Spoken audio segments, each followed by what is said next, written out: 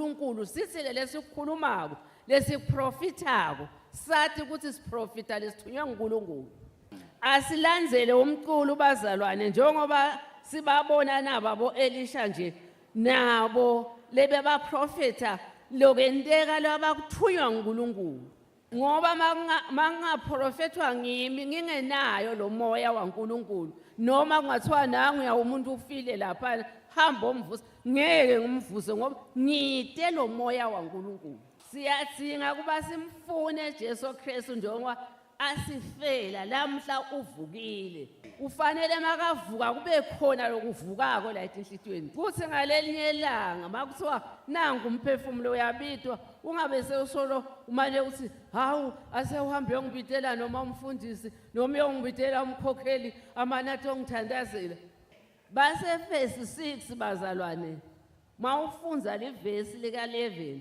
uthi yena asihlome tikhali dakamoya lo ingwe kuze sitokhona kumelana nabantu nalendvodza leyalahlwa ezulu ngoba uma ude tikhali tikamoya lo ingwe Nankulu umhlonishwa Russell Dlamini ukhumbute emakholwa ukuthi impilo yekukholwa ingaba lide lelide uma ingakakheli engcikithini yayo longuJesu Kristu. uNkulunkulu wasinika kuphila lokuphakathi alokuphila lokuphakathi kusendvodzeni yakhe wonke umuntu lonendvodzana unalokuphila lonkunaphakathi kanti lowo lode indvodzana yaNkulunkulu ude lokuphila lonkunaphakathi sisakwenda umkhuba lomuhle kuhlangana njalo ngeminyaka kugujwa umkhosi wa Good Friday sive sakhona kunene sathi ukuthi ingqikithi yempilo yeKristu nguJesu ukuthi simamukele abe ngaphakathi kwethu ukuze sibe nekuphila lonkunaphakathi Bafundisi bashumayele emavi lasihlanu lashicilela kuvuka kwaJesu Kristu livi lekuqala lishunyelwe ngumbishopi Sipho Tembe livi lesibili lashunyelwa ngumfundisi Canon Mandla Dlamini livi lesithathu lahleshulwa ngumake Bishop Nzimisa kwathi lesine lafundwa ngumfundisi Welcome Gwebo lesihlanu njalo lafundwa ngumbishopi Jerome Sangweni kwasonga umfundisi Dennis Shongwe lenkonzo bengenelwe nabafundisi bangephandle likube nguProfessor Harrington Keith waseNingizimu Afrika nelibandla lebafundisi lelapha eveni kuchuba umsebenzi wokuthwesa umbishopi Samson Hlatshwaku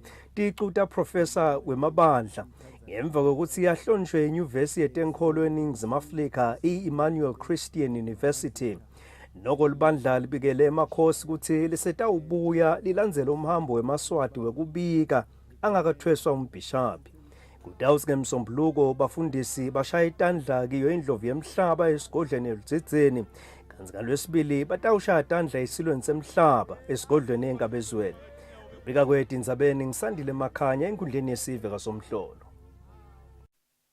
Tivakashi lebetikuleli ngema-holiday ephasika seticalile kubuyela emuva emaveni ato kanti-ke naleto takuleli lebetingaphandle setiyabuya ekhaya umsakato ucocisene nato letivakashi leto-ke letivakalise kutfokota kwato kuleto tindzawo betitivakashele njengoba tinkonzo letinyenti tekukhumbula kufa nekuvuka kwemsindisi Jesu Kristu setifike emaphethelweni tivakashi lebetito tingenela kanye naleto lebetito tiphumulela nje tibabata imphatho lenhle letiyithole tisekuleli taphindze tathembisa ukuthi titobuya nasesikhatsini lesitako sijabule ngathi singasabuyi yebo ndophindze nibuye next year manje sitawubuya siphatheke kahle nathi sibesedivayini kamanzini kaBishop Neshongwe siphatheke kahle kakhulu babe sivakashile nje site Eswatini sitawubona bomkhulu nabogogo niphatheke kahle siphatheke kahle kakhulu sihlala kumnandi Eswatini lethume ngako ngilenhlonipho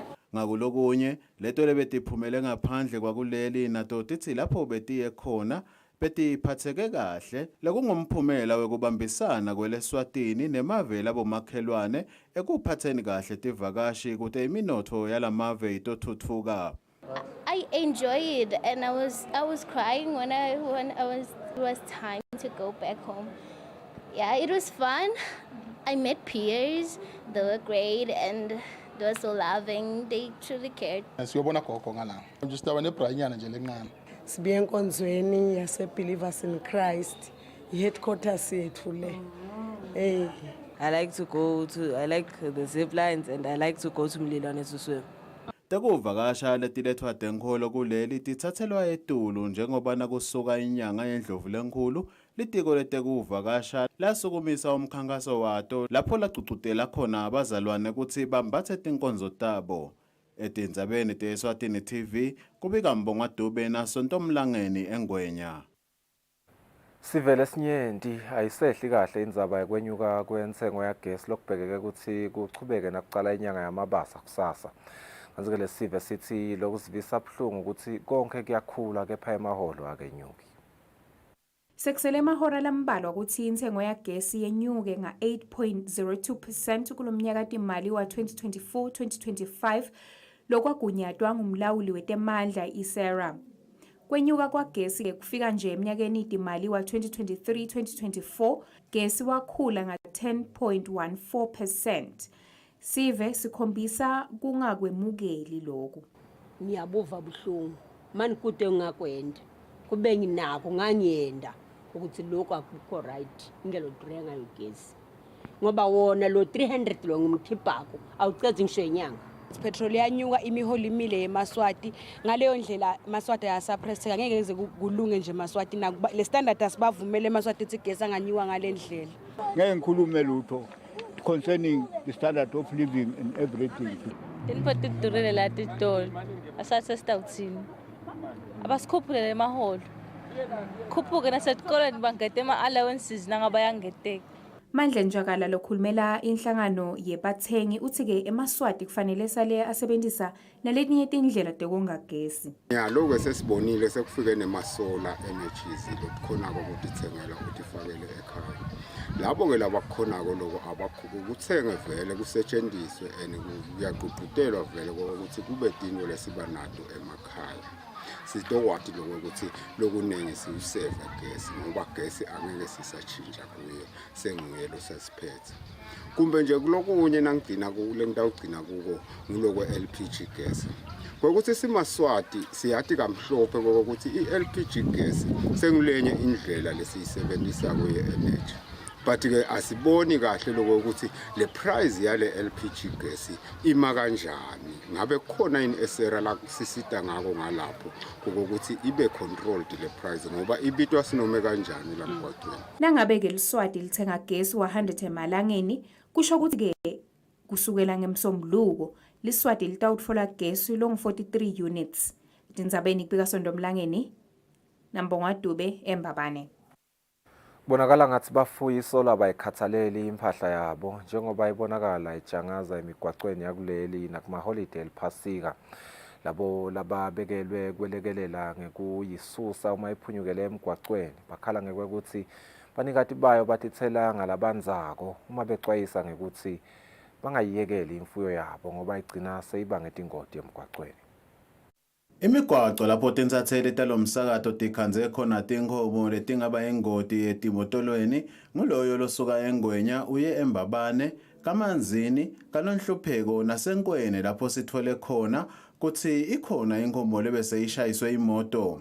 Emavolontiya labekwa inkampani yakaSincephetelo MVA Fund enzaweni yaseNkweni athi kumadima kusebenzisana nalabanye abafuyi ngoba abatithathe teluleko tabo. Ukuthi nje nsamba umfuyo lapho wathi ugalele valele sesibayini ngalokho hayi ukuthi tilale la mgwaqweni ngoba ugcine bese sidala mungu. Atshela nalokuthi athi sidotethu ufuna bona ngatigadi. Tilale esibayini. Abakhipha nje bayekile asemgwaqweni kubo. Uvela abanye bakushayela bathi nadi ingomo la kodwa nomhleni ngomusho utatake. Lisekela laloxhumanisa emaphoyisa nesive noSipho Mnguni uthi umthetho selo umile ukuthi lokutholakala imfuyo yakhe ibanga ingodi emgwaqweni abekwe licala. Vele simsina amaphoyisa sivamile kube sesiyaphenya kuthi kugcine kutholakala umnikati wale nkomo lapho sithi base kuthola khona vele kuba licala leli lesakubeka lona ugcine uyile nasenkantolo. Kuhle nje ngoba vele inkomo tethu siyathi ukuthi kifakwe amacici Ngenye into lokho nje ukuthi ibese iyasisita ukuthi singathola ukuthi engabe lesi silwane lesidalele langoti besiqhamuka kuphi.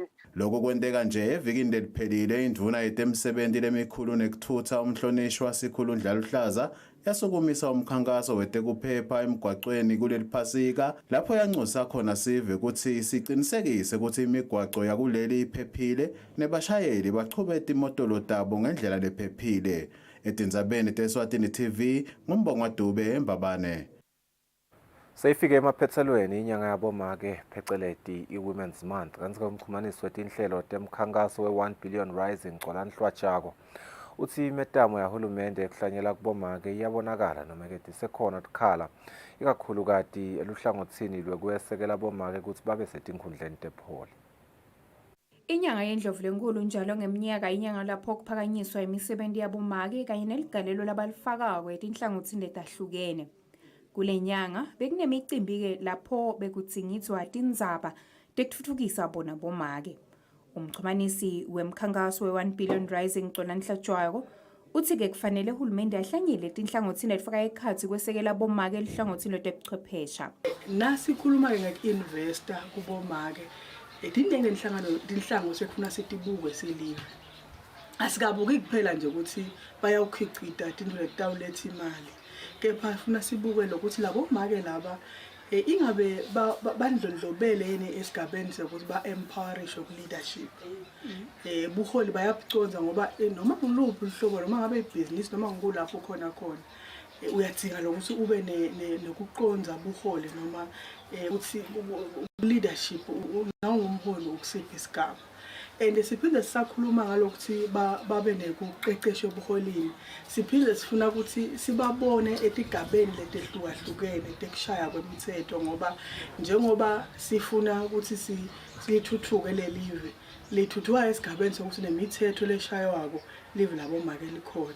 Etigabeni letehlukahlukene tebuholi ngaba temfundo ngempilo ngukuphi leto technology nakhona yabadzinga lokuthi babe khona bomake leto tigaba. Lenye indlela yoku-investor kubomake kwenta siciniseko ukuthi tenhlala kahle siyatibuka kakhulu. Nangikhuluma-ke ngenhlala kahle ifike ifake ekhathi nathi indzaba tekuhlukubetana letikhona ngoba ngilokunye lokumshiya emuva make athi khanze asalele emuva. Kulomnyaka lenyanga beyigujwa ngaphasi kwesicubulo lesithi kuhlanyela kubomake kanye nekufaka umfutfo wekubasimamisa. Etindzabeni kubika sondomlangeni nginambongwa Dube kaManzini. Phindile Zwane wenza weyakangomane ucela lusito lwemali linganiselwa ku-250,000 emalangeni yokulaphisa lidvolo langasekudla lelinasimende lelingasakhoni ngisho kugobeka. Zwane yakhuluma netinsatheli temsakato uthi sewuphila ngemjovo ebuhlungu kanti-ke kuthiwa lusito angalutfola ePitoli yeNingizimu Afrika. Babukeli bayexwayiswa ngetitfombe letihlatimlisa umtimba kulo mbiko. Endzaweni yakangomane kunamake Phindile Zwane lophila ngaphansi kwesimo lesibhlungu. Make Zwane uthi kugula kwamcala ngeminyaka wa-2012 lapho ahlinzwa khona lidvolo lingasencele. Uthi-ke kuhlinzwa kwakhe kwahamba kahle, kepha-ke bodokotela bathi ngeminyaka wa-2017 kunesidingo ukuthi ahlinzwe lidvolo langasekudla kude tinyawo takhe titawulingana. Uthi-ke ngulapho kwacala khona ubumedima empilweni yakhe.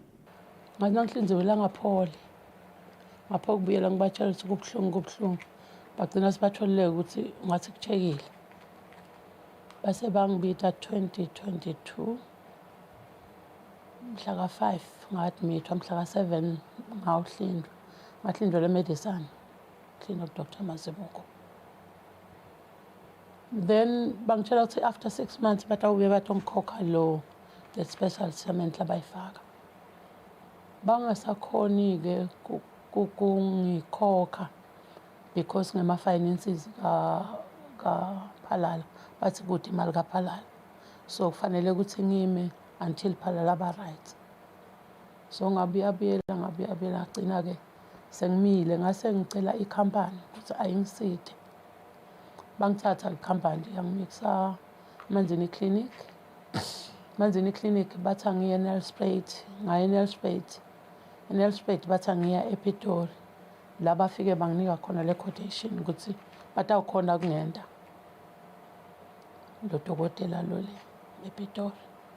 So inkampani yathola ukuthi le mali seyisedulu kakhulu for mina. Angeke isayikhona. Kungako lo ngicela lolu sito.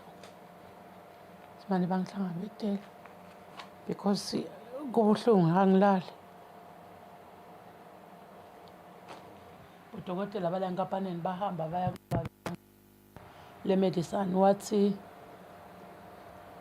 phalala uyamkweleta kakhulu since 2019 nesikhathi banesikwelete vele angeke akhona engenda la ngangenda kona ukuthi ayende lo mlende uhlala ucinile straight njengoba straight phela. Jabulile Magagula lo sitamake wehlulekile ukuthi bamba makachaza ngebuhlungu makezwane laphila ngaphasi kwabo uthi simo lamkhanza akuso makezwane sibuhlungu ngendlela engachazeki. Ngamkhanza agezela lapha embhedzeni konke akwendela lapha embhedzeni mina ngimsidakho so nami bengidzinga lokuthi alitfolele lisito ukuze atokhona naye kuphumela ngaphandle akhone naye kubona abantu. Indvuna yetempilo umhlonishwa Mduduzi Mathebula ikhulumisana netinsatheli temsakato ivumile ukuthi kunetinsayelo tibhekene nesikhwama sakaphalala labasatilungisa. Makezwane uthi esibhedlela lusito bathanga lutfola ePitoli kepha lubita imali elinganiselwa ku-250,000 emalangeni. Mawufise kwelekelela kuhlanganisa le mali ungachumana naye ku-76272810. Kanti Tamake Gladys Maphalala wenzawo yasentondozi ucela losito ngokuhlanganisa 300,000 emalangeni bekuhlinza sigala lesi semhlathini lesimendanga sakhona ukudla nekulala. Lobukade insabani ngusindiswa Zwane ana LinkedIn kule Gangomane.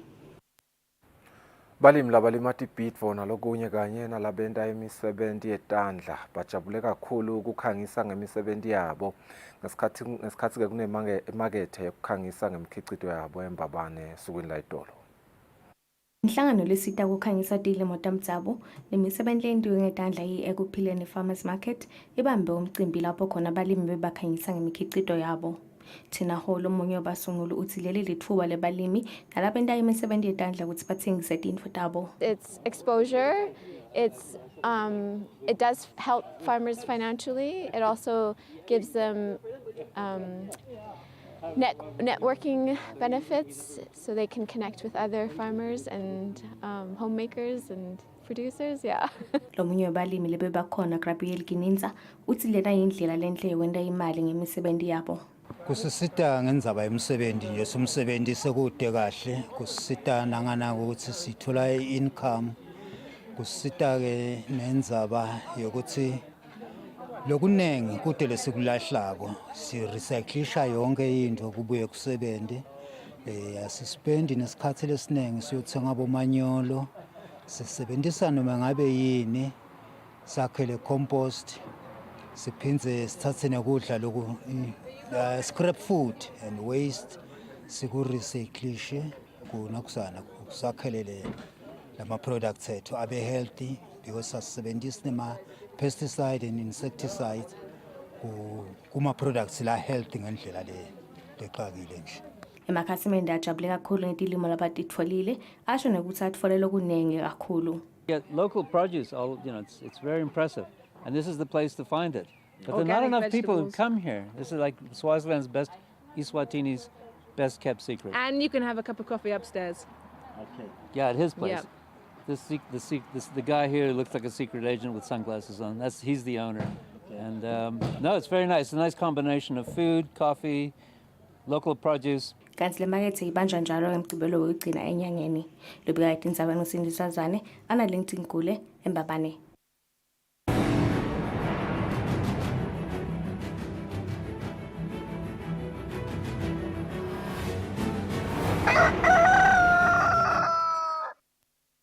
Emzabeni temidlalo mengameli wenhlangano lengamele umdlalo wecricket lapha eVeni Ruben Nxumalo uthi kunqoba kwekhethelo la Sive kuLesotho kutawenyusa ema-rankings elive emhlabeni.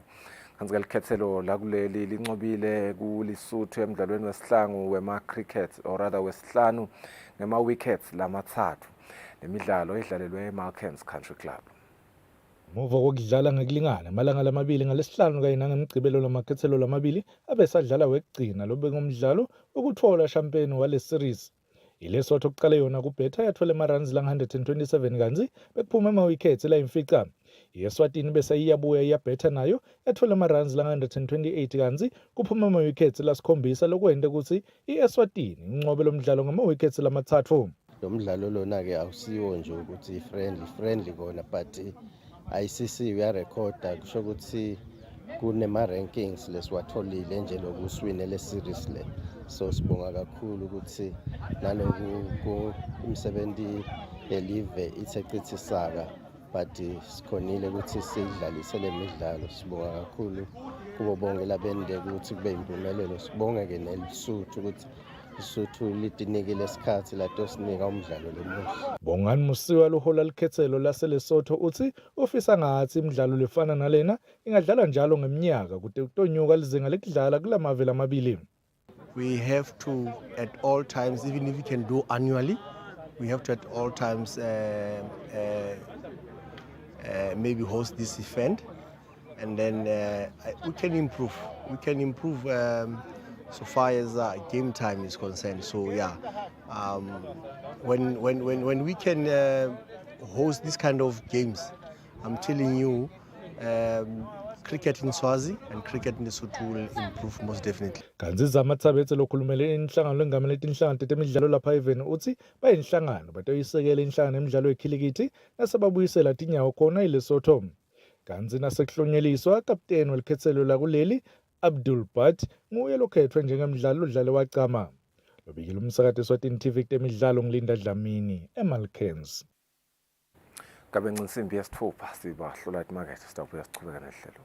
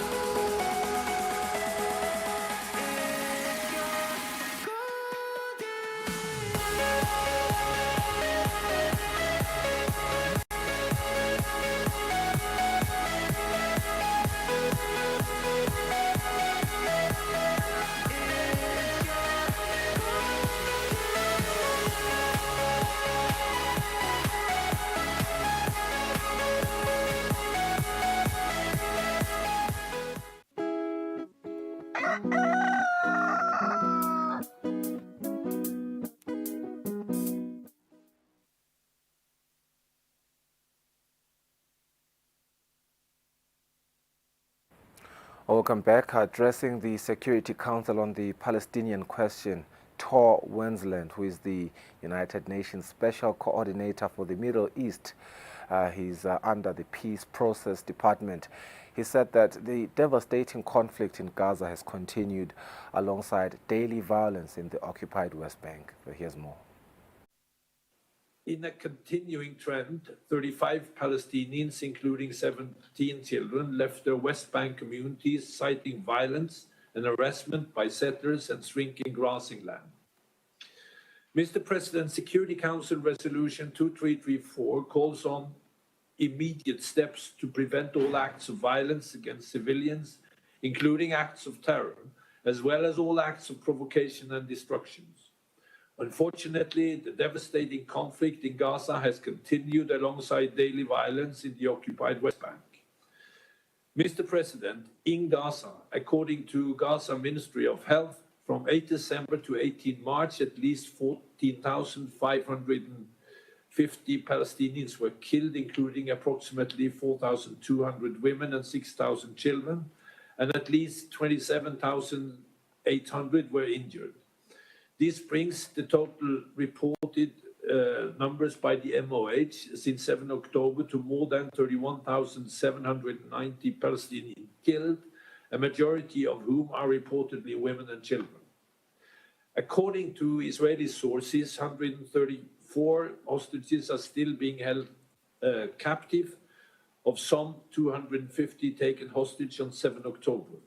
Israeli sources also report on 1,461 Israelis and foreign nationals killed by Hamas and other Palestinian armed groups, including at least 338 women, 37 children, and 633 members of the security forces since 7 October inclusive. Hostilities remain intense across Gaza, with Israel conducting strikes from air, land, and sea, resulting in tens of thousands of casualties, massive displacement of civilians, and widespread destruction, including of civilian infrastructure.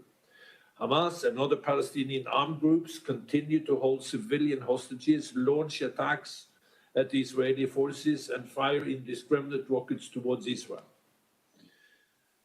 The Israeli operations in Khan Yunis continued, driving tens of thousands more Palestinians to Rafah, including those already displaced multiple times, where airstrikes have intensified amid concerns of a major Israeli military operation. The fighting has seriously impacted the remaining functioning hospitals in Gaza. The IDF stated that its operations are targeting Hamas fighters and equipment, as well as tunnel network and other facilities used for military purposes, including in or under civilian infrastructure. Law and order are rapidly breaking down in Gaza as desperation grows. On 29 February, more than 100 Palestinians were killed and several hundred more injured in an attack involving Israeli forces during an Israeli coordinated aid delivery operation in northern Gaza. At least 26 attacks have occurred on people at aid distribution points since mid-January. Repeated attacks on healthcare facilities have been reported in Gaza, resulting in death of healthcare workers, patients, and internally displaced people sheltering in those locations. On 15 March, the Prime Minister's office announced approval of plans for an Israeli military operations in Rafah, including steps to evacuate civilians from combat zones. In the reporting period, 39 UN personnel were killed in Gaza, bringing the total number of UN staff killed since October 7 to 171. Meanwhile, violence in the occupied West Bank, including East Jerusalem, continued at alarming levels. 159 Palestinians, including 2 women and 43 children, were killed by Israeli security forces during search and arrest operations, armed exchanges, airstrikes, demonstrations, and other incidents. 1 Palestinian was killed by Israeli settlers, and another was killed either by Israeli forces or by settlers. A total of 1,150 Palestinians were injured, including 240 by tear gas inhalations and 394 by live ammunition. According to Israeli sources, 10 Israelis, including 2 women, 1 child, and 3 security forces personnel were killed, and another 74 were injured by Palestinians in shooting, stabbing, and ramming attacks, and rocket and Molotov cocktails throwing, and other incidents. Israeli security forces carried out 1,937 search and arrest operations in the occupied West Bank, resulting in 2,119 Palestinians detained, including at least 72 children. Israel currently holds at least 3,558 Palestinians in administrative detention. The high number of fatal incidents during the reporting period precludes me from detailing all, but allow me to highlight a few. Most Palestinians were killed by ISF in the context of Israeli operations in Area A, including during subsequent exchanges with armed Palestinians, marked by the use of increasingly lethal weaponry. Incidents include 6 Palestinians, including a 14-year-old killed on 8 December in Al-Farah refugee camps in Tubas. 11 more, including 3 children, killed during a 3-day Israeli operation and ensuing armed clashes from 12 to 14 December in Jenin. And 4 Palestinians, including 2 children, were killed in Tulkarem refugee camp, with 5 others killed in Nablus Balata refugee camp on 17 January. On 30 January, inside a hospital in Jenin, ISF killed 3 Palestinians. One of them was a patient. The IDF said that the 3 were planning an attack against the Israelis. On 4 March, a 16-year-old was killed in the Al-Amari refugee camp, in the largest Israeli operations in and around Ramallah for years. Settler-related violence continued, including several attacks recorded in the Jordan Valley, where herding communities are at risk of displacement. On 28 January, Israeli authorities extended the administrative detention of a prominent settler by 3 months. Violence against the Israelis by Palestinians also continued, ensuing attacks in the occupied West Bank, including East Jerusalem, and in Israel. 3 Israelis were killed near Ashdod on 16 February. Another was killed on 22nd February near Maladumim settlement in a shooting attacks on cars. And on 29 February, 2 others, including a 16-year-old, were killed near the Eli settlement. Despite some restrictions, on 15 March, thousands of Muslim worshippers participated in Friday Ramadan prayer in Jerusalem's Old City with minimal confrontations. Mr. President, Security Council Resolution 2334 calls for the parties to refrain from acts of provocation, incitements, and inflammatory rhetoric. Nevertheless, such acts continued. Marking 100 days since the 7 October attack, a senior Hamas official celebrated and vowed to repeat the event, calling it, quote, a scaled-down model of the final war of liberation, unquote. Ahead of the start of Ramadan, Hamas also called on the Palestinians in the occupied West Bank, including East Jerusalem, to escalate confrontations with Israel. A number of Israeli officials called for the, quote, voluntary migration of Palestinians from Gaza and the re-establishment of settlements there, with a minister posting on social media that Israel, quote, should compel them until they say they want it, continue to pressure them using force, starvation, and difficult conditions, unquote. An Israeli member of Knesset called on Israel, quote, to occupy, to annex, to destroy all the houses in Gaza, to build large and spacious neighborhoods, large settlements, unquote. Mr. President, Resolution 2334 reiterates calls by the Middle East Quartet for affirmative steps to be taken immediately to reverse negative trends on the ground that are imperiling the two-state solution. Negative trends continued. In Gaza, the humanitarian impact of the hostilities have been cataclysmic and is worsening daily. Nearly 1.7 million people have been displaced, with almost 1 million sheltering in Rafah. More than 1 million Palestinian people in Gaza are projected to face catastrophic level of food insecurity by the end of May. And famine in the northern part of Gaza is imminent, according to the latest IPC analysis. Indeed, starvation-related fatalities have already been reported. Most people have no access to adequate food, clean drinking water, or effective sanitation services amid a disseminated health system. The levels of humanitarian access and safety of humanitarian workers remain alarming, negatively impacting the humanitarian response alongside operational constraints and pipeline limitations.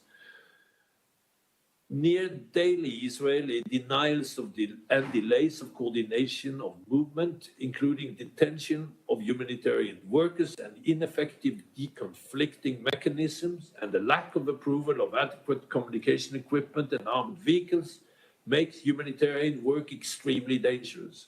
8 convoys continue to face attacks, damaged roads, and unruly mobs amid a security vacuum.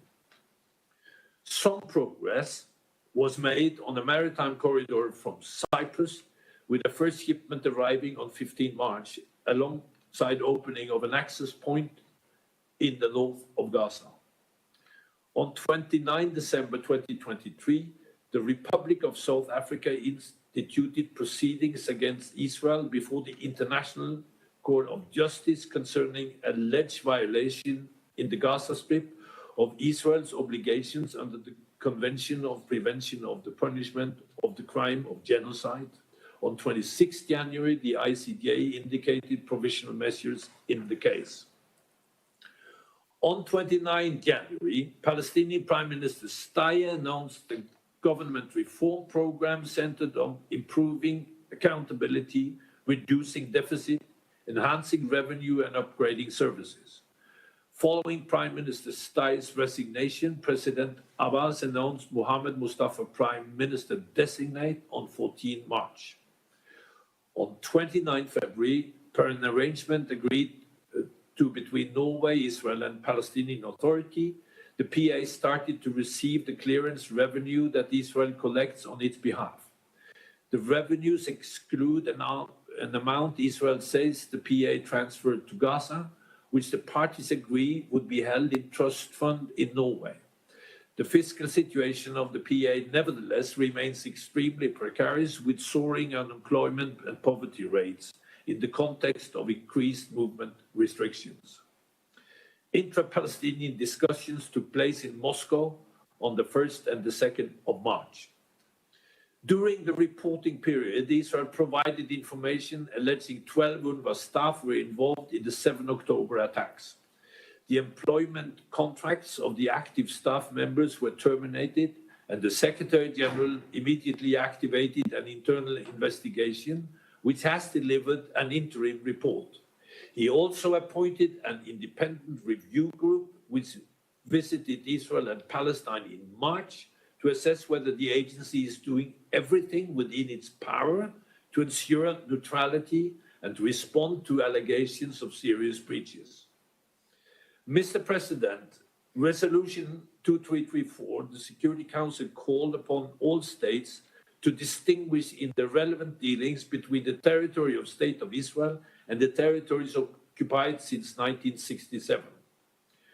On 7 March, the Norwegian government issued a statement outlining that, quote, Norwegian business should be aware that through economic or financial activities in Israeli settlements that violate international law, they risk contributing to violations of international humanitarian law or human rights, unquote. Resolution 2334 also called upon all parties to continue, inter alia, to exert collective efforts to launch credible negotiations. In the context of the current hostilities in Gaza, intense negotiations between international mediators and the parties continued to formulate a deal for the release of the hostages and a ceasefire. On 1st of February, the US issued an executive order imposing sanctions on persons undermining peace, security, and stability at the West Bank. Additional sanctions on 2 outposts and settlers were announced on 14 March. In total, 7 Israeli settlers have been sanctioned under the order. The UK, France, and New Zealand also subsequently announced sanctions against settlers. On 23 February, reverting to US policies announced in December 2016, the US Secretary of State stated that the US views Israeli settlement as, quote, inconsistent with international law, unquote.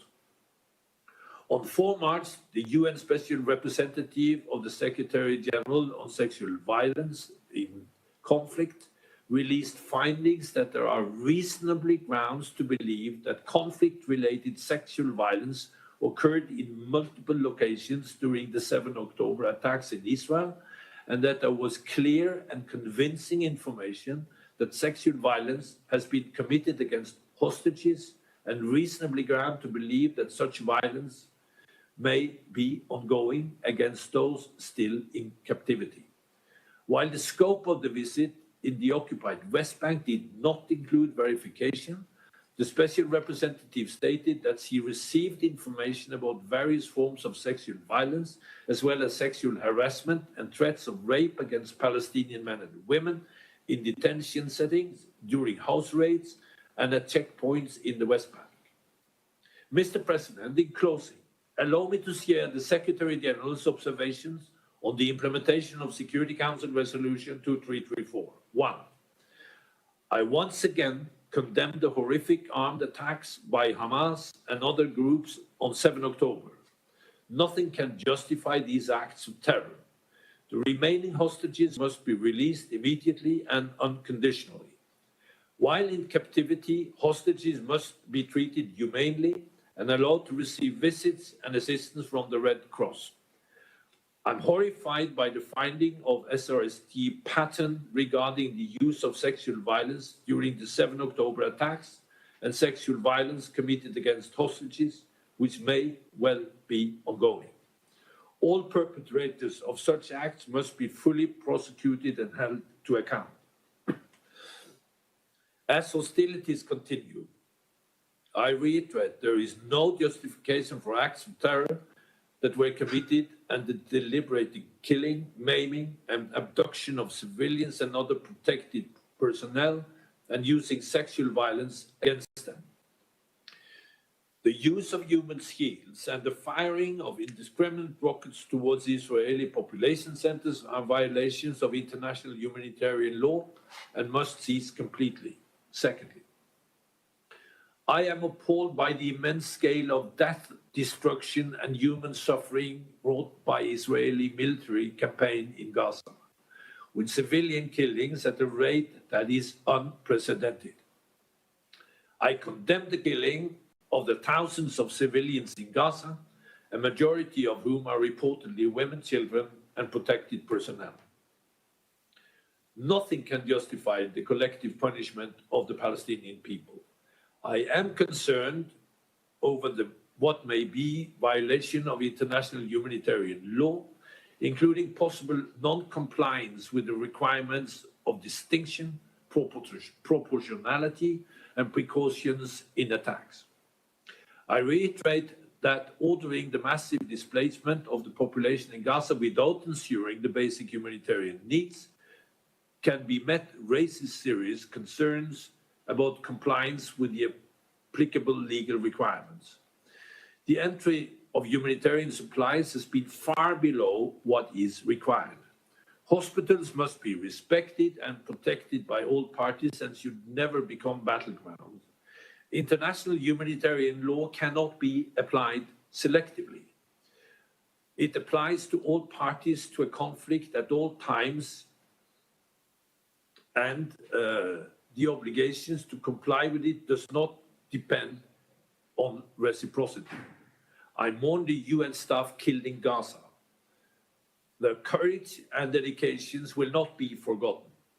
The inviolability of UN premises must be respected at all times. The life-threatening conditions facing the more than 1.7 million internally displaced persons within an ever-diminishing space in Gaza must be addressed immediately. I'm extremely concerned by the possible nightmare of more than 1 million people being displaced again if Israel proceeds with its planned ground operations in Rafah. The world's leading experts on food insecurity also clearly document that famine in the northern part of Gaza is imminent. Palestinians in Gaza are enduring horrifying levels of hunger and suffering. I call on Israel to fulfill its obligation under international law, including allowing and facilitating the rapid and unimpeded humanitarian access into and throughout Gaza. The UN and humanitarian partners must be able to deliver assistance safely. This means that humanitarian locations, movements, and workers must be protected more effectively, and that the UN be allowed the equipment it needs to increase staff safety. I welcome the opening of a maritime corridor to deliver much needed additional humanitarian assistance by sea, but reiterate that for aid delivery at scale, there is no meaningful substitute to delivery by land. I reiterate my call for an immediate humanitarian ceasefire and urge all sides to redouble efforts to reach an agreement that will bring about needed humanitarian ceasefire and the release of all hostages. I'm engaged tireless with all stakeholders towards these objectives and stand ready to support the implementation of an agreement. I welcome the effort, including by Egypt, Qatar, and the US, to reach a deal. I am deeply concerned by continued high level of violence and casualties in the occupied West Bank, including East Jerusalem and Israel. Intensive Israeli security operations and heavy exchanges with armed Palestinians are leading to rising levels of casualties and disseminating many West Bank refugee camps. Security forces must exercise maximum restraints and use lethal forces only when it's strictly unavoidable to protect life. I call on Israel to abide by its obligation under international law, including with regard to proportionality use of force, and ensure thorough, independent and prompt investigations into all instances of possible excessive use of force, holding those responsible to account. I'm alarmed by the attacks carried out by Israeli settlers against Palestinians, including in the proximity of Israeli security forces. I urge Israel, as the occupying power, to take immediate steps to abide by its obligations under international law to protect the Palestinian population against all acts or threats or violence. I note the measures announced by several council members and other states against extremist settlers. Attacks by Palestinians against the Israelis must also cease. All perpetrators must be held accountable. In the spirit of this holy month of Ramadan, I reiterate the utmost need to uphold the status quo at the holy sites in Jerusalem, taking into account the special role and historic role of the Hashemite Kingdom of Jordan as custodian of the holy sites in Jerusalem. I note that prayers at the holy sites have proceeded with some minimal confrontation thus far and welcome all efforts to preserve calm. All sides must refrain from unilateral steps that would escalate tensions during this sensitive time. I remain deeply troubled by the relentless expansion of Israeli settlements in the occupied West Bank, including East Jerusalem. The ever-expanding settlement footprint, including outposts, further entrenches the occupation while severely impeding the exercise by Palestinian people of its rights to self-determination. I reiterate that all Israeli settlements in the occupied West Bank, including East Jerusalem, have no legal validity and are in flagrant violation of international law. The demolition and seizure of Palestinian structures, including internationally funded humanitarian projects, entail numerous human rights violations and raise concerns about the risk of forcible transfer. I call upon the government of Israel to end this practice in line with the international obligations and to allow Palestinian communities to build and address the development needs. I am disturbed by the multiple instances in which officials have engaged in dangerous provocations, incitements, and inflammatory language, which must be rejected by all. I am encouraged by steps taken by the Palestinian Authority demonstrating its readiness to reform and welcomes the implementation of the arrangement facilitated by Norway and agreed by Israel and PA that enabled revenue transfers to the PA. However, the Palestinian economy and fiscal situation remains in crisis, putting PA at existential risk. I urge the international community to extend immediate fiscal relief to the PA and for the PA to continue carrying out crucial reforms. I was appalled by the allegation that 12 UNRWA staff were involved in the 7 October attacks. These are being thoroughly and independently investigated, while a review on UNRWA's neutrality is also ongoing. I underscore that UNRWA remains the backbone of UN humanitarian response in Gaza. The agency remains indispensable and irreplaceable, a lifeline for millions of Palestinian refugees and critical for regional stability. I welcome the resumptions of funding by some donors and continue to call on donors to resume funding, as the continuity of UNRWA operations must be guaranteed. The enormity of the humanitarian, security and political challenges we are faced with requires a collective, creative and immediate response. We must urgently address the catastrophic humanitarian situation in Gaza. I regret that despite intensive diplomatic efforts, we have not seen an agreement on a ceasefire and the release of hostages. It is also important to support efforts to strengthen the PA to enable it to effectively govern across the whole of the OPT. Ultimately, any substantial solution for Gaza and the broader Israeli-Palestinian conflict is political. It is imperative to set the condition for an agreed political framework that can outline tangible, irreversible steps towards ending the occupation and establishing a two-state solution, Israel and Palestine, of which Gaza is an integral part, living side by side in peace and security on the basis of UN resolutions, previous agreements and international law, with Jerusalem as the capital of both states. Yeah, but kuzelayo nindzawo yokuthi kungathi sekuthi kabeteka ne-humanitarian work leqhubekako khona eGaza, kakhulu-ke lokuhamba embili ngilama movement restrictions leseka imposiwe. Bacela kungathi kungathanjiswa kuleto tintsambo leto kudekta usitakala labo labadzinga lusito. Sibahlola emakethe uma sibuya nizabade singisi.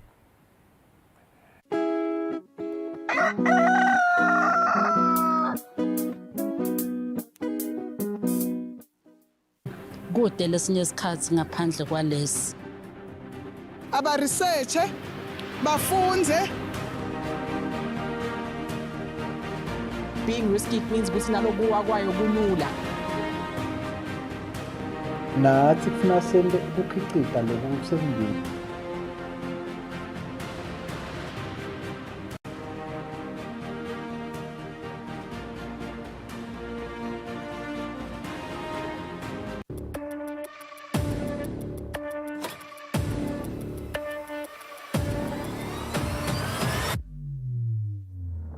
Kujala masoda mahle kunathi lesa. Sabatandi ukuthi njengalokhu sifile sive sithi khulumeni.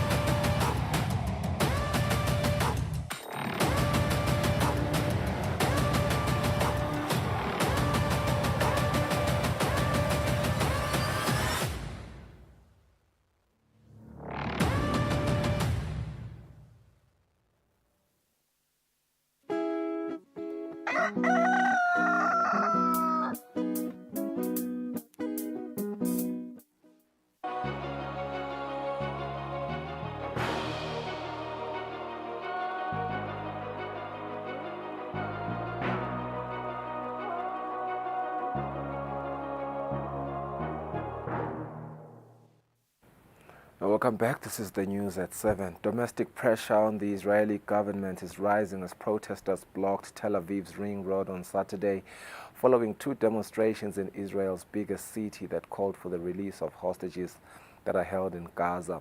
They also criticized the government's handling of the war. And in Jerusalem, hundreds picketed the home of Prime Minister Benjamin Netanyahu, demanding that he must resign. Israeli media reported smaller anti-government protests across the country. Pressure is mounting on the Israeli government to reach a deal with Hamas. Approaching the 6-month mark of the war, relatives of hostages are becoming impatient, calling for the resignation of Benjamin Netanyahu. I demand that Netanyahu go home and leave us alone so we can lead the country, and that somebody else will bring back my son Matan and the rest of the hostages. Talks resumed Sunday in Cairo between the two sides over a ceasefire deal. Israel's primary demand is the release of its hostages taken captive on October 7. Mediated by Qatar and Egypt, current negotiations are for the release of 40 of the 130 hostages still held by the Islamist group in Gaza. In return, Hamas wants Palestinian prisoners detained in Israel to be released, hundreds of thousands of displaced Gazans to be able to return to the north of the enclave, and a permanent ceasefire. But since the Netanyahu government is pledging to destroy the militant group responsible for the attacks which killed 1,200 people in southern Israel, full withdrawal is off the table. And instead, a 6-week truce is being negotiated. Another major holdback in achieving a deal has been reaching an agreement over the ratio of Palestinian prisoners to be released. There were original hopes for a ceasefire for the beginning of the Muslim holy month of Ramadan, but more than halfway through, those talks have stalled, leaving no respite for the residents of Gaza, where over 32,000 people have been killed, according to Hamas. Leading to more pressure from the international community after the UN Security Council called for an immediate ceasefire. Only a 1-week-long ceasefire in November has been achieved since the start of the war. Pope Francis called for an immediate ceasefire in Gaza and the release of an Israeli hostages in an Easter Sunday address that marked the most important day on the Christian calendar by deploring the suffering caused by wars. Cheers and celebrations in Vatican City as crowds awaited Pope Francis's Easter Sunday address. Despite worries over his health, the pontiff seemed to be in relatively good spirits as he spoke in front of tens of thousands of Catholics. In his peace-focused message, he called once again for an immediate ceasefire in Gaza. I appeal once again access to humanitarian aid be ensured to Gaza and call once more for the prompt release of the hostages seized on 7 October last and for an immediate ceasefire in the Strip. He also said his thoughts were with those suffering in Haiti and Sudan and appealed for a Russia-Ukraine prisoner swap. Francis's cancellation at the Good Friday procession in Rome sparked fresh concern about his health. According to a Vatican official, the decision was simply a measure of caution. It has raised questions, though, about how long he can continue in his role.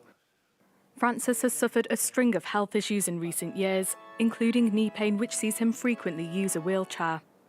But in a recently published memoir, he said he has no immediate plans to resign. A 3-ship convoy left a port in Cyprus on Saturday with 400 tons of food and other supplies for Gaza, as concerns about hunger in the territory soar. The World Central Kitchen said the vessels and the barge were carrying ready-to-eat items like rice, pasta, flour, legumes, canned vegetables, and proteins that were enough to prepare more than 1 million meals. Lifeline by Sea, a small convoy of 8 ships operated by the Spanish charity Open Arms en route from Cyprus to Gaza, carrying precious cargo for people close to starvation. We have canned product, we have flour, rice, we have dates, and this will be arriving in the next days for the people of Gaza, specific for the people of North. We're doing airdrops, and now we're doing this because there is not enough aid arriving to Gaza, and we need to open as many ways to do this possible. Gaza needs hundreds of tons of food aid a day, and it's not feasible to deliver that volume by air or sea. But trucks haven't been able to bring enough in either, while Israel controls access to the enclave. Between the 1st and the 22nd of March, 1/4 of 40 humanitarian aid missions into northern Gaza were denied. So let's be clear. Life-saving aid is being obstructed. Lives are being lost. Dignity is being denied. Israel is under constant international pressure to open the gates. I believe that Israel must allow massive, unimpeded aid access to Gaza, as demanded by the International Court of Justice. Israel must also open all land crossings immediately and unconditionally. In the early hours of Saturday, a rush to reach an aid delivery in Gaza City led to a stampede and gunfire. Several people were killed and dozens more injured, evidence of the sheer desperation that set in as the UN warns famine is imminent. The United States of America Secretary of State Antony Blinken plans to go to France and Belgium next week to try to build unity among allies in support of Ukraine in its war against Russia and that of Israel in its war against Hamas. Now, analysts say he faces a tough task. Russia struck the northeastern Ukrainian city of Kharkiv with aerial bombs Wednesday for the first time since 2022, killing at least one civilian and wounding 16 others and causing widespread damage.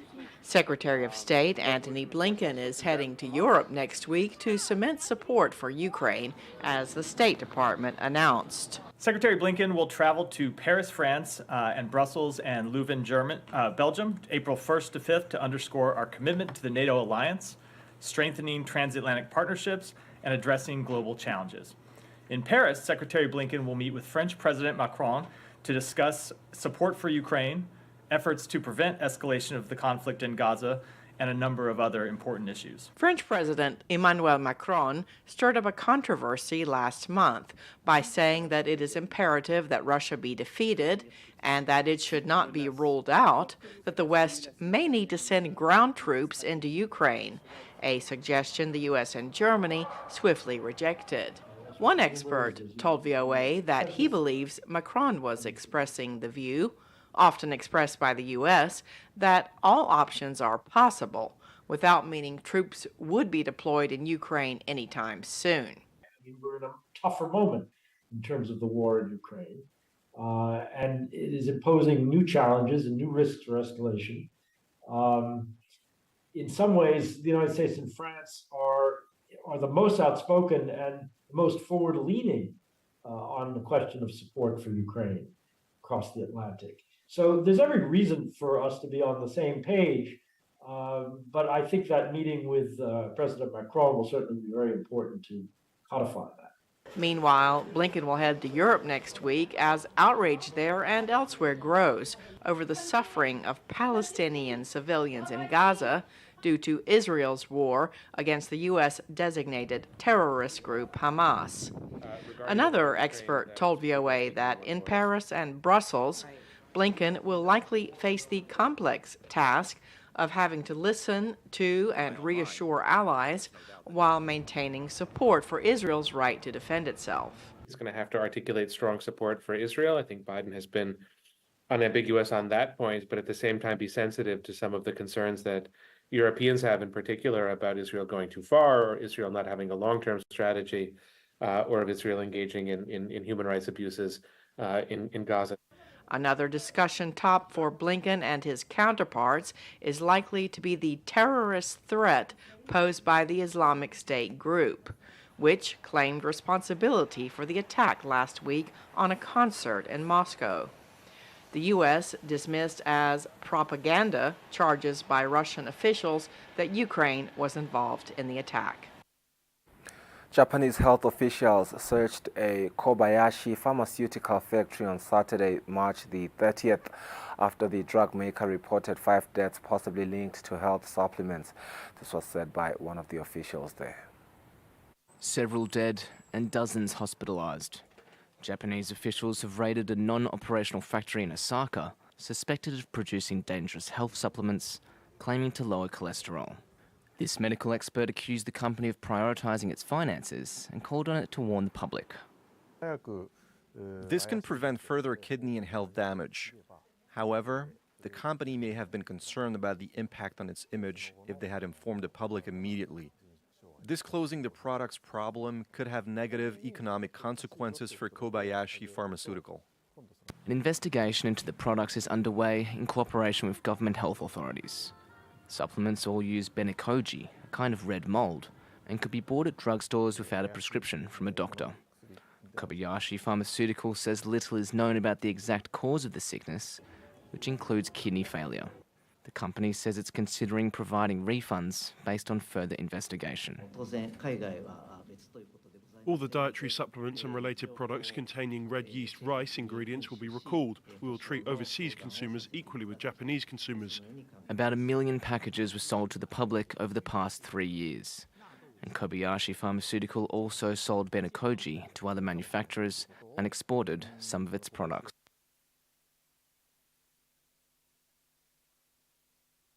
The surge in gang violence that has plagued Haiti this month has spread to parts of the capital, Port-au-Prince, where some of its most prominent institutions are located. Now, the violence has shaken residents' sense of security in areas they thought were relatively safe. Viewer discretion is advised on the following story. A shell exploding in southern Lebanon wounded members of a United Nations delegation. 3 OGL military observers, unarmed, were in the area together with their language assistants, and they were injured. Adding that the UN had opened an investigation into what were unclear circumstances. Comprised of a Norwegian, a Chilean, an Australian and their Lebanese translator, the group is thought to have been on foot patrol along the Israeli border when a shell exploded nearby. Although injured, they are all said to be in stable condition. International law requires all actors to ensure the protection of non-combatants, including peacekeepers, journalists, medical personnel and civilians. The UNIFIL spokesperson was also careful to add that there should have been no risk of accidentally targeting the military observers. And UNIFIL, we are very visible. We have white vehicles with the UN written on it, big blue flags. So very difficult to think that we are somebody else. Adding that they are in touch with the different parties in the field to inform them of their whereabouts. The IDF say, though, that they were not the authors of this particular strike, one which has drawn the condemnation of the Lebanese Prime Minister as well as UN Secretary-General Antonio Guterres. But it comes amid an apparent intensification of the almost daily cross-border fire between Israel and Lebanese militant group Hezbollah that began in October, already killing over 300 people in Lebanon, including dozens of civilians. The United Nations reiterated its fears that such an intensification could lead to escalation, miscalculation and a regional conflict. United Nations peacekeepers said 3 military observers and a translator were wounded on Saturday in a blast in southern Lebanon. That is where Israel and Hezbollah militants trade frequent cross-border fire. Now, the military observers from Australia, Chile and Norway and the Lebanese language assistant had been on foot patrol around the so-called Blue Line, the United Nations demarcated border between Israel and Lebanon. Gunfire erupted in the streets surrounding a major public park in downtown Port-au-Prince, Haiti on March 21st. What is going on? Our reporter asked one of the many people running away from the shooting near the Champ de Mars. There was no answer, but another terrified woman could be heard saying, "Sweet Jesus, I am going to die today." One man, who didn't provide his name, was walking away from the violence when he noticed our reporter's Voice of America insignia. He stopped to share his experience. There are a lot of rumors going around. I'm here to sell stuff, and I cannot even make a sale.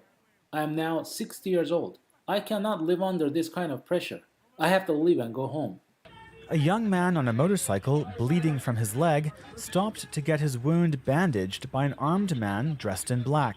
Uniformed police patrolling the streets shouted for people to leave the area, as others guarded the entrance to a base of UDMO, a Haitian National Police unit responsible for crowd control. 5 days later, the aftermath of the gang violence was evident on Monseigneur Guillou Street, adjacent to the State University of Haiti hospital. This was a medical clinic looted by members of a coalition of gangs who call themselves Vivre Ensemble. The bandits looted and burned other businesses, including one where Jean-Yves Policard says he had been working for 37 years. I don't know yet how much I've lost. Being so close to the hospital and the presidential palace, I didn't think that I would face this situation. When I saw everybody running for the hills, I said to myself, I'll keep my cool, because my proximity to those sites would give me some kind of safety. At the end of the day, the security was simply zero. That absence of security has left residents of the Haitian capital wandering through the wreckage of burned-out cars and debris-filled streets, not knowing when the gang violence will end. Indian opposition parties united on Sunday to protest against the arrest of a prominent leader weeks before a national election, now accusing Prime Minister Narendra Modi and his party of rigging the vote and harassing them with large tax demands. A major show of strength by India's opposition to protest what they say is an erosion of democracy. Speaking to a crowd of thousands, opposition leaders accused Prime Minister Narendra Modi's government of arresting and stifling opponents. You cannot suppress the voice of India. No one can suppress this voice. There is no power in the world that can suppress this voice. Among those arrested is Chief Minister of Delhi, Arvind Kejriwal. A staunch Modi critic, Kejriwal is an anti-corruption crusader and a high-profile leader of an opposition alliance. The 55-year-old was jailed earlier in March on bribe charges, causing a major setback for the alliance that wants to challenge Modi's Bharatiya Janata Party in upcoming elections. All the leaders who have been arrested, including Kejriwal, Soren and Singh, will be free when you uphold the constitution. In the election, you must vote to remove this government and bring on the rule of the people. Nearly 1 billion Indians will vote to elect a new government in the 6-week general election starting on April 19th. According to opinion polls, incumbent Modi is widely expected to win a third straight term, partly due to the resonance of his Hindu nationalist politics with members of the country's majority faith. With the fundraising event to be held in Florida, Republican presumptive presidential nominee Donald Trump is gearing up to close the existing cash gap he has with the re-election bid of his political rival, which is President Joe Biden. Republican presumptive presidential nominee Donald Trump is reportedly confident his campaign will be able to raise up to $33 million at a fundraiser in Palm Beach, Florida on April 6th. So far, Trump's campaign cash resources have lagged behind those of his Democratic political rival, President Joe Biden.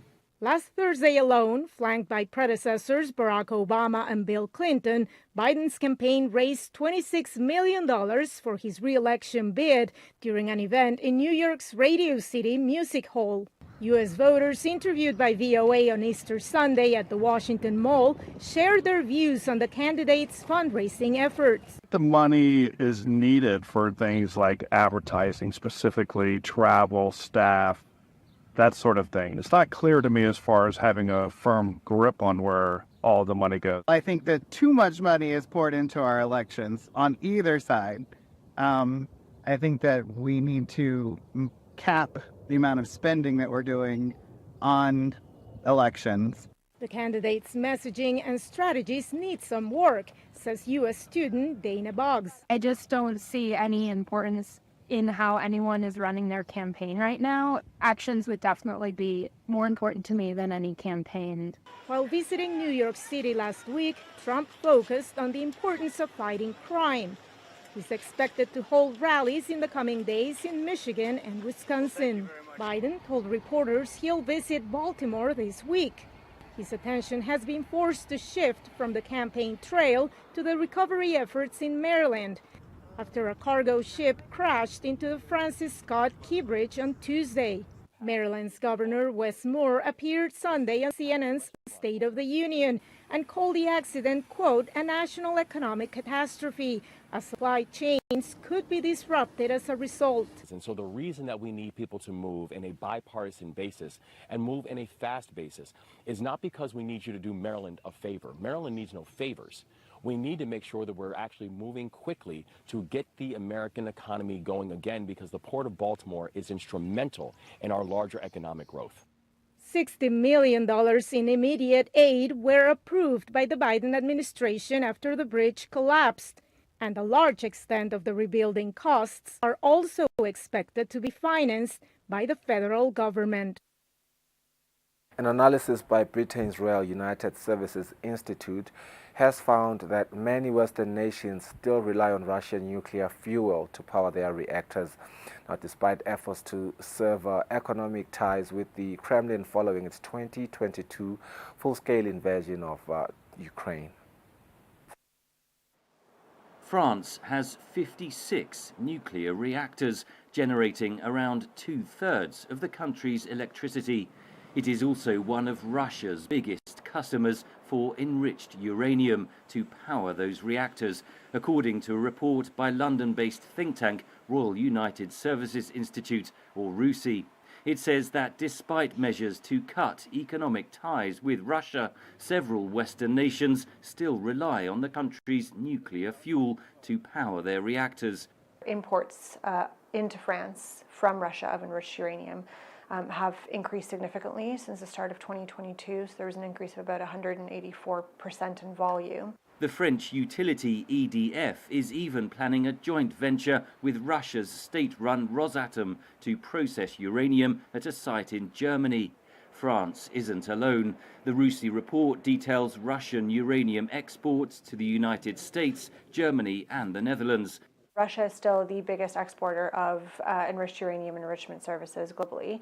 So globally, they account for about 44% total capacity of enrichment services. Global enthusiasm for nuclear power fell after the 2011 Fukushima reactor meltdown in Japan. But as countries try to slash carbon emissions, many are thinking again. At last week's meeting of the International Atomic Energy Agency in Brussels, several leaders called for reinvesting in nuclear power. To adapt supply chains as fast as possible, and also there to disconnect from Russian supply. But we need to balance things. And I mean, in a sense, if you want to decarbonize, if you want to reduce CO2 production, we need to make sure that our nuclear power plants can continue. RUSI estimates that Russia sold $2.7 billion worth of enriched uranium globally in 2023.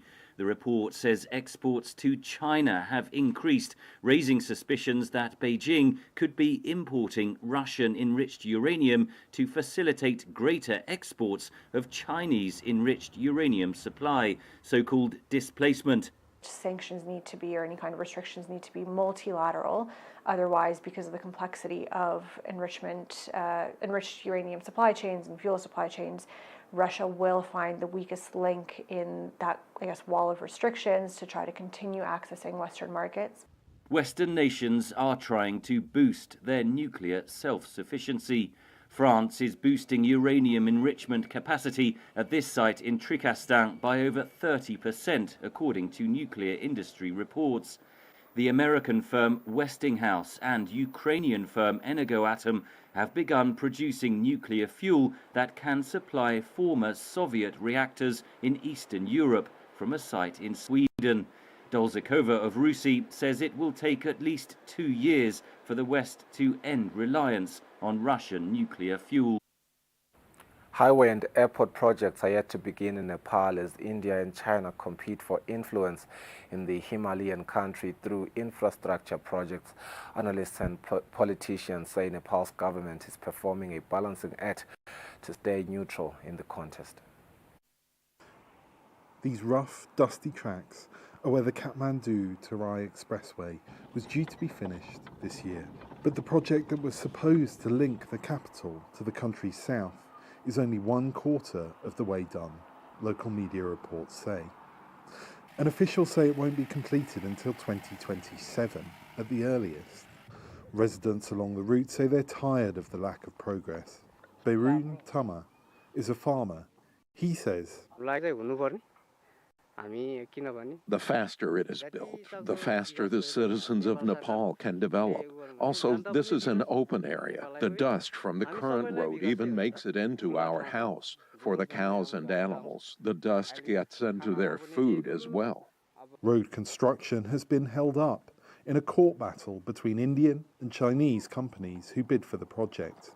India and China are vying for influence here, largely by offering development projects and financing for them.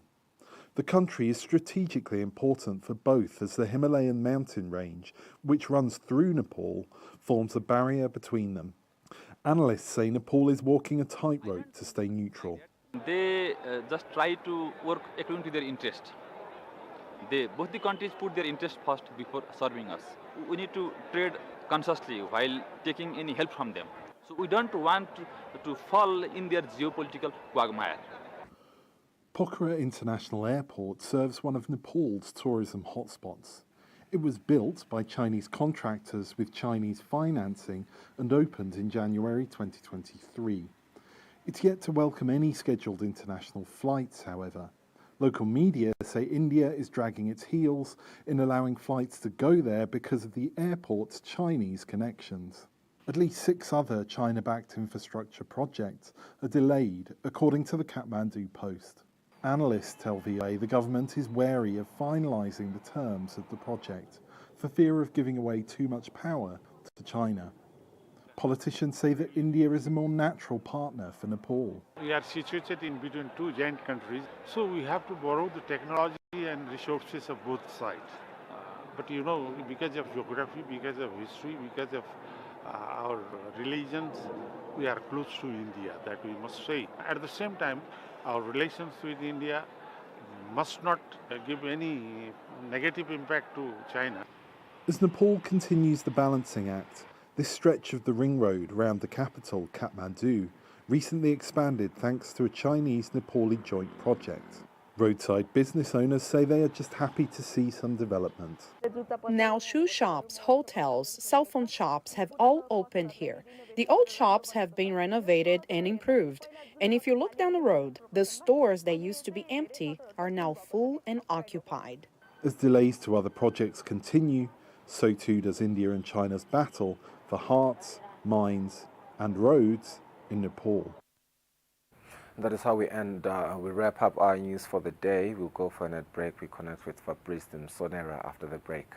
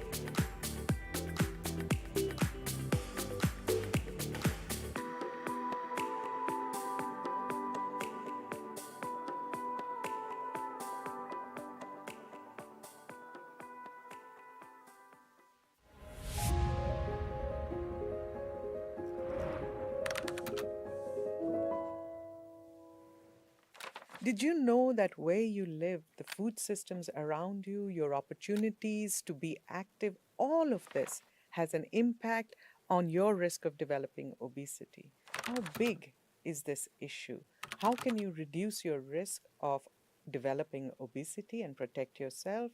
And how would you know if you're living with obesity? Hello and welcome to Science in 5. I'm Vismita Gupta-Smith. We are talking to Dr. Francesco Branca today. Francesco, talk to us about obesity. Obesity is a chronic disease defined by excess fat deposits that impair health. It can lead to type 2 diabetes, heart disease. It may affect bone health, reproduction. It is associated to certain cancers, and it affects the quality of living. And you get obesity because of the consumption of unhealthy diet, because of low physical activity, but also because of poor sleeping pattern and stressful life. Some people are genetically predisposed to obesity, and so it's easier for them to get obese, but also obesity can be the result of using certain medications. Many people live in environments that are conducive to obesity because of foods which are high energy, that are available around the clock, that are cheap. So, Francesco, how big is this problem of obesity? Obesity is a problem for health and for economic development. We calculate that 5 million deaths every year are caused by the consequences of obesity, and countries lose up to 3% of their gross domestic product because of obesity. How would one know if they live with obesity and how can they manage their condition? To identify obesity, you would measure weight and height and calculate the body mass index. In adults, the body mass index higher than 30 kilogram per square meters helps the diagnosis of obesity. You can also measure waist circumference. In women, a waist circumference over 80 centimeters and in men over 90 centimeters indicates a high risk of the consequences of obesity. You will also see that with obesity, there's a high blood pressure, there are disorders of the blood lipids and of glycemic control. The response to this is that obesity is not your own responsibility. You shouldn't be ashamed if you're living with obesity, and people should not blame people living with obesity.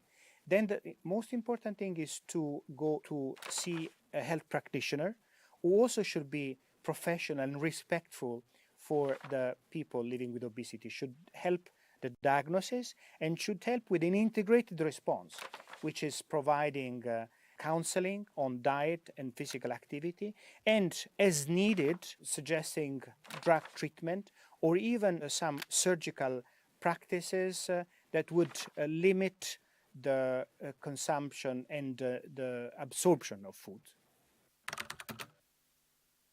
What if I do not have access to healthy food or do not have access to or easy access to exercises? How can I prevent obesity and protect myself? Community and national policies should help everybody to have access to healthy lifestyles. I would like to give some tips for everybody. If you're an adult, choose whole grains, fruit and vegetable, healthy fats, and limit sugars. Prefer water to any other drinks. Be active. If you're a mother of a young infant, breastfeed her or him as long as you can.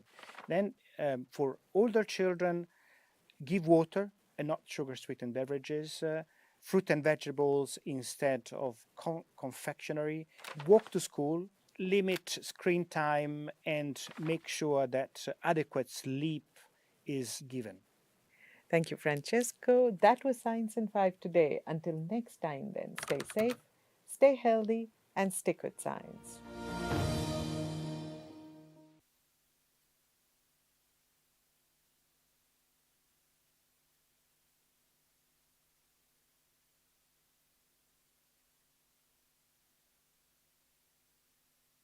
Be sure to catch Business Watch every Wednesday between 2 p.m. to 3 p.m., where we feature the latest updates on business news, market trends, and exclusive interviews with industry leaders, as well as insights on emerging small and medium enterprises in the commercial sector.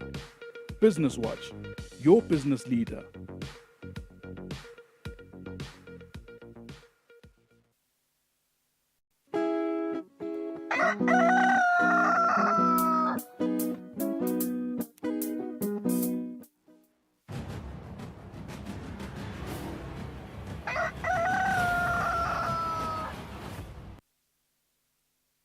And welcome back. We welcome Fabrice Msonera. He said I should announce the award-winning sports journalist Fabrice Msonera. Welcome to the program, Mr. Award-winning. How are you this morning? It's a fact. You shouldn't even have to.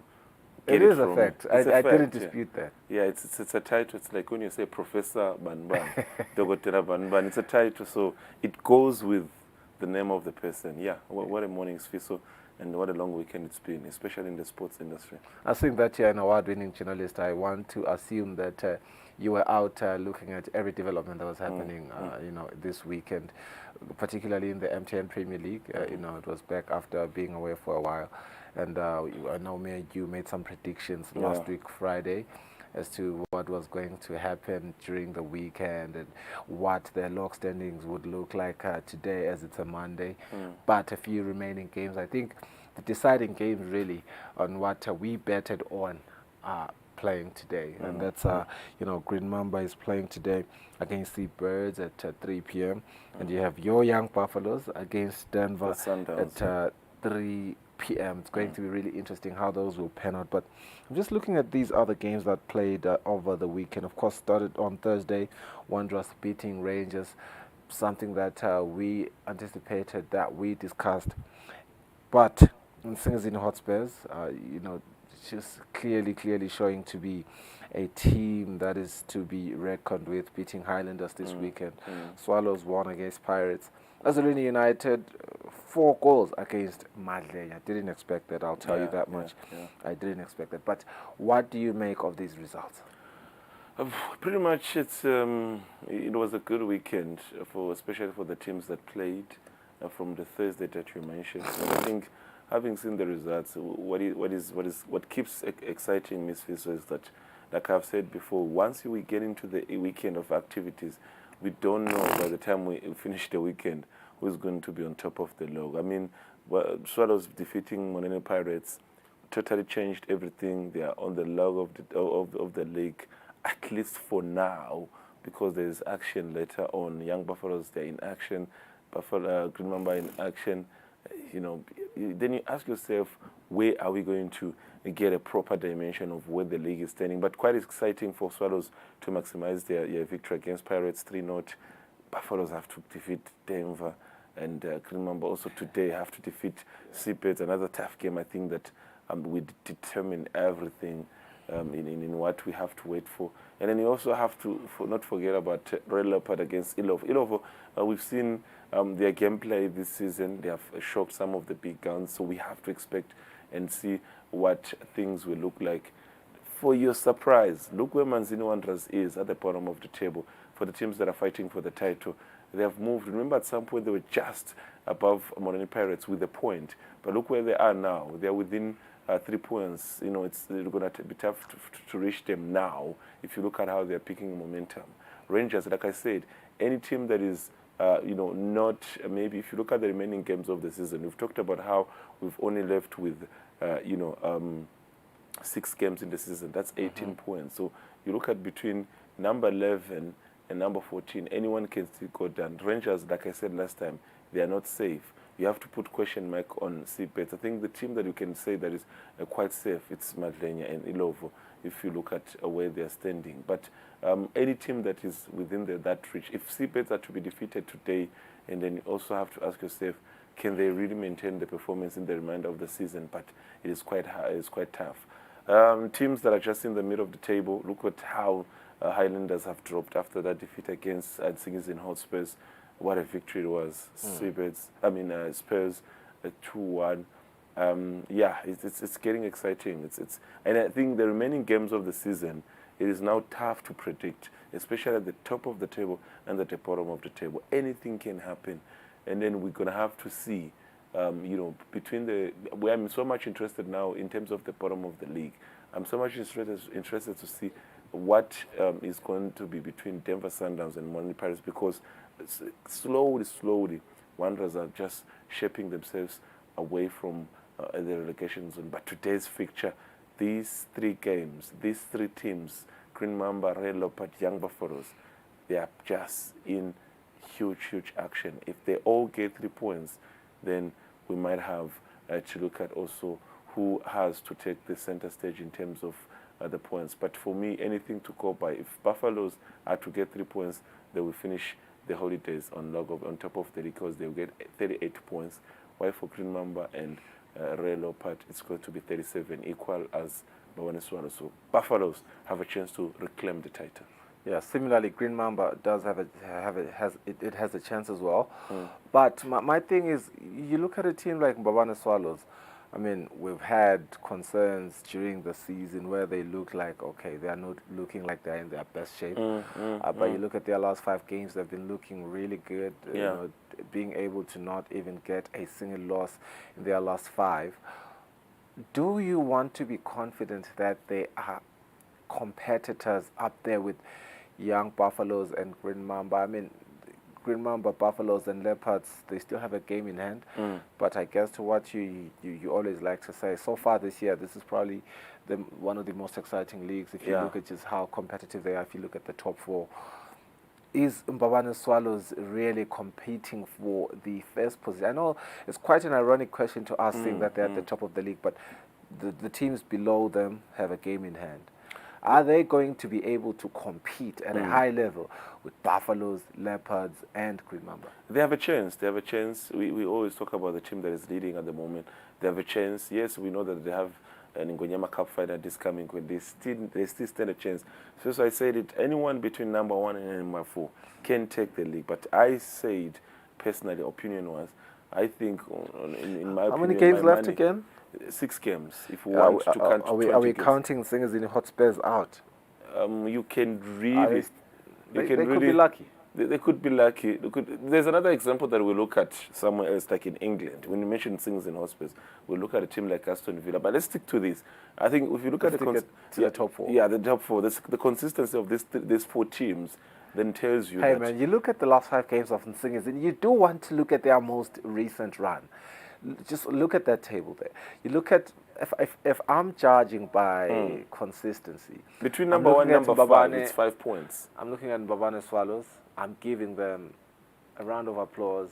Not so much Young Buffaloes, just because they got a loss.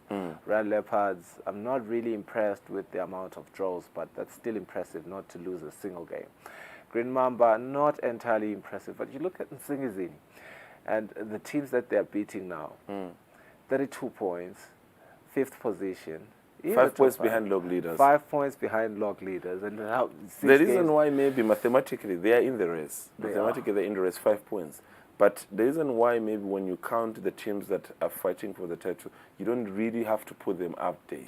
It's the fact that then you look at you have to think that the person who is leading number 1 and the person who is number 5, it is hard to think that Swallows will lose the remaining games for them to catch up with 5 points. I mean, they just have to lose 1 game. It's just 6 games left. They just have to lose 1 game. But can they lose all can they lose all the games? That's another thing you have to ask. Can they lose the games while Singleton is winning all the games? That's 5 points. That's like, for instance, that's almost 2 games. It's 2 games winning and drawing 1. Picture this. The next coming games. If Nsingizini wins that game, they get what, 35 points, correct? Yeah.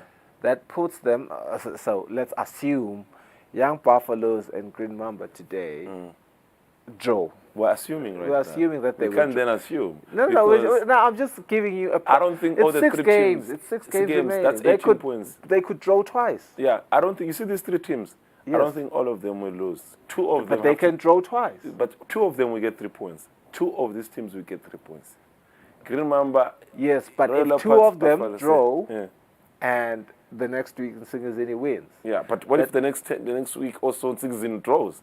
Because let's not put Nsingizini in an advantage position and drop other teams. So it is hard to think that I have 5 points ahead of you, and you think that I can drop all the points and you pick up the points. It's just that with football, you never want to eliminate any possibility. They are there mathematically. They are there mathematically. Yeah. Just the same way as Green Mamba is there mathematically, if you think about it. But yeah, I understand what you mean. Their chances are much higher than Nsingizini Hotspurs. I want us to look at the English Premier League. I think we went into this weekend really excited about the fixtures that we had. Manchester United, I'm not really impressed with Manchester United. I mean, even Manchester United fans are not impressed with Manchester United. But the biggest game was City and Arsenal. But I want us to start by Liverpool versus Brighton, because that is the game that both teams to score, like I said, really shaped. What's that? Both teams to score on Friday. I said Brighton will score, both teams to score. And they actually scored within the first 2 minutes. I think you said both teams to score with Man City and Arsenal. No, both teams to score. Oh, yeah, you did say that. You did say that. But because you've always said Brighton is not an easy team to beat, even though you might get a win, they are likely to score, and indeed they did. And both teams also have to play Brighton at some point, City and Arsenal. So it's tricky. So Liverpool's looking great up there. They're looking great, so I think more than anything, you look at who is leading, because now it's 2 points between Liverpool and Arsenal, and then it's actually it's 3 points between them and City, and they have played against each other. Then you ask yourself, at some point, maybe Friday, so we'll look at all the remaining games. But now we've reached the era where I like what Sir Alex Ferguson said that if you can maintain April and May, because now, you see these games, you look at the results, we're getting back-to-back matches. This is Monday's Fiso. Wednesday, both three teams are playing. On Wednesday, this Wednesday, they are all playing. So on Wednesday, we might have a change in the title standing race. On Wednesday, Arsenal is playing Luton, City is playing Aston Villa away. You've got also Liverpool also in action. So you look at that, and if City is going away to Aston Villa, that's the same example I was giving you when you're talking about things in hospitals. Look where Aston Villa is. They are number 4, 59 points. Mathematically, you can't count them out because they've got 9 games left. But do they have that consistent to make sure that within the 8 points between them and Liverpool, can Liverpool lose all the game for Aston Villa to pick up the points? That's how then you look at it. But if you look at mathematically, you can say Aston Villa, they're in the race.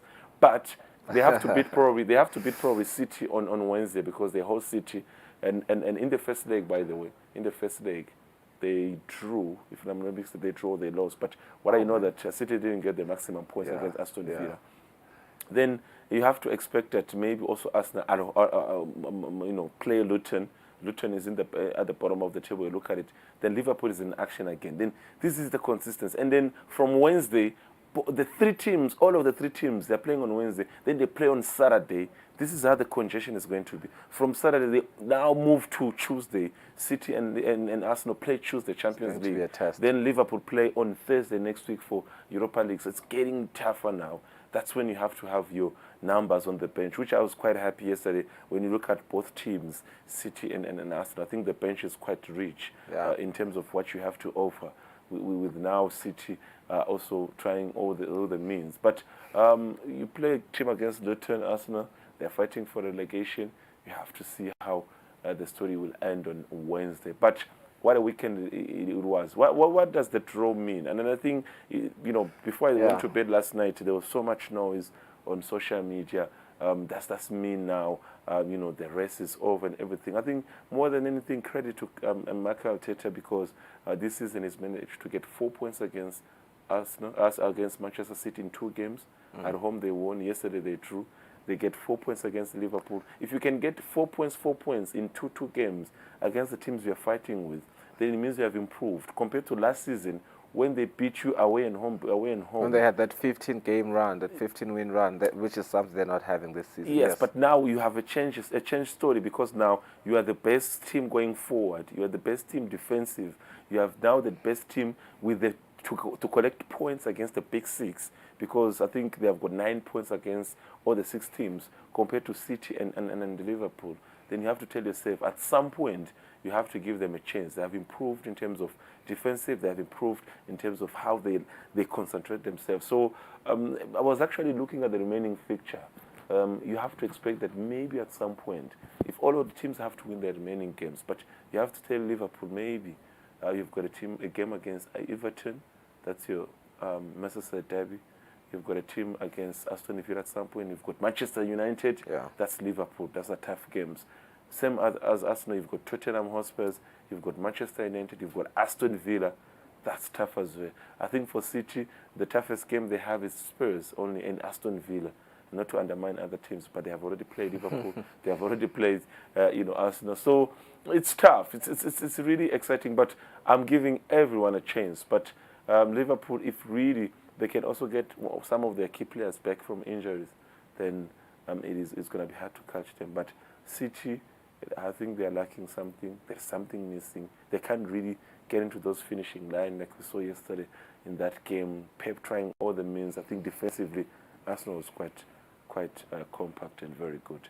But for the top 4 teams, Aston Villa, Tottenham, Manchester United, I still feel like United will suffer. They really have worked hard, but they can't make it into the top 4. I think Aston Villa and Tottenham won't. Yeah. The only advantage we might have is that this season we might have 5 teams in the Champions League next season because the rule now has changed. They look at now, which is good.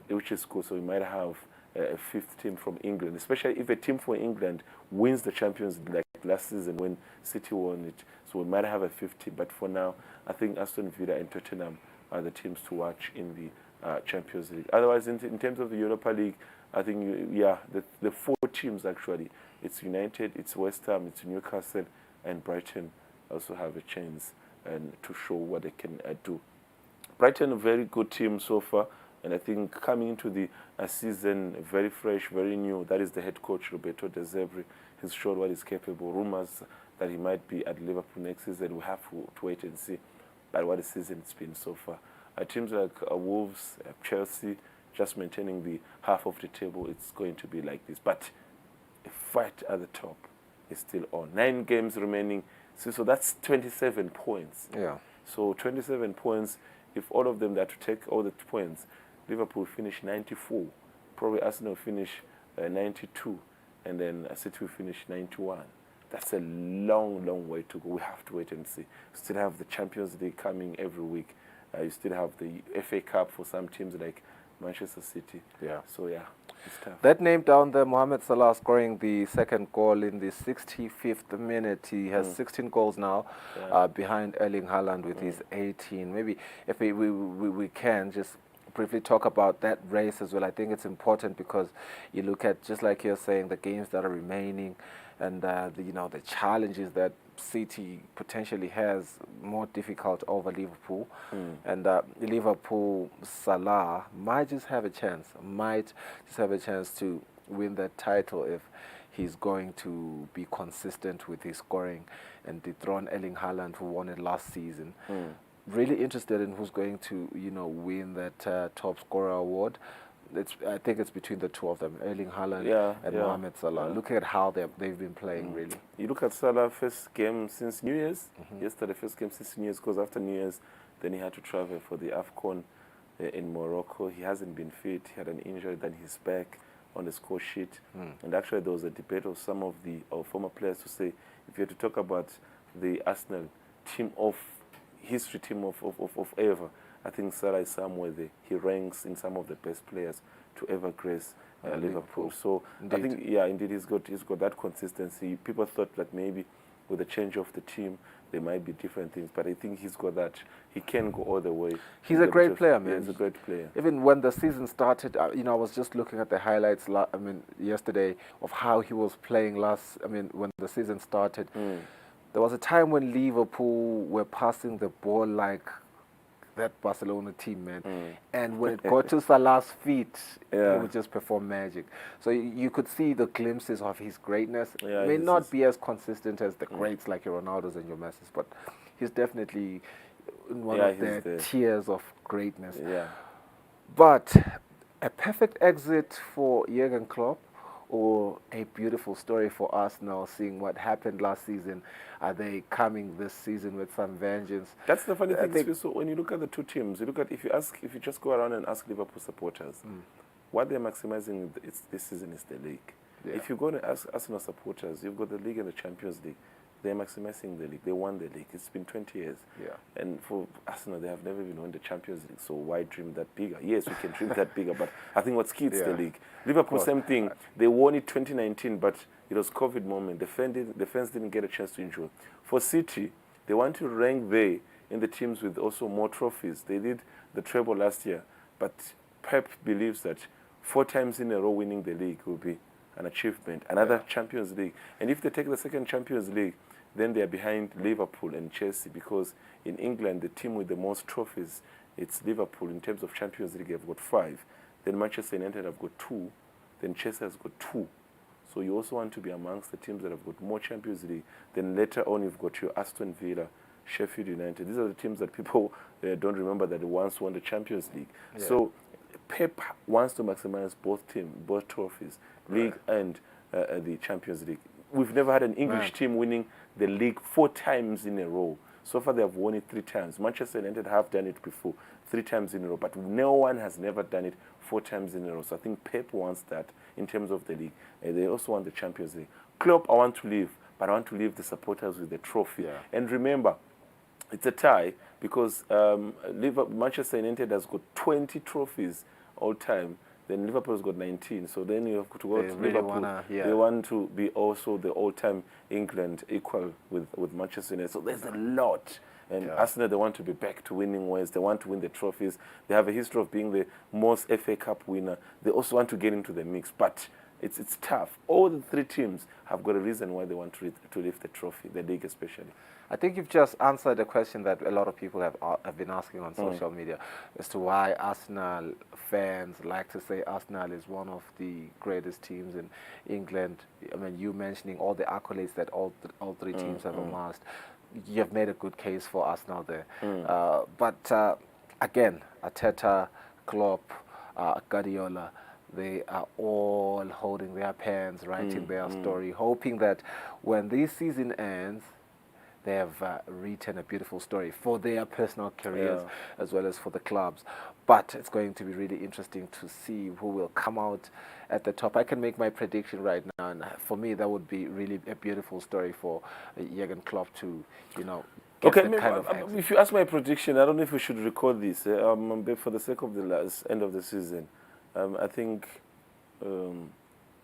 City. I think Liverpool will win it. Oh yeah, definitely. Okay, we agree. I think when I look at I'm basing the remaining games, and I think I think the way the league is standing, they will finish this way. I don't think City this season. Yes, they have got that because they can win the remaining games, but I still feel like City now have got something missing. There's something missing. They can't get it right in the proper channels. I think Kevin De Bruyne was there yesterday, but you could see if you really get a proper team that is able to handle him, like they're playing Aston Villa, don't get a shock if it's a draw. So I think Liverpool is up to number one. Yeah, and then but you don't expect City to look like the way they should look against Arsenal. Arsenal is really great. Anyway, the end of our program today. Thank you for being with us. 2 hours on a holiday. Happy you woke up with us today. Enjoy the last day of your holiday. Bye-bye.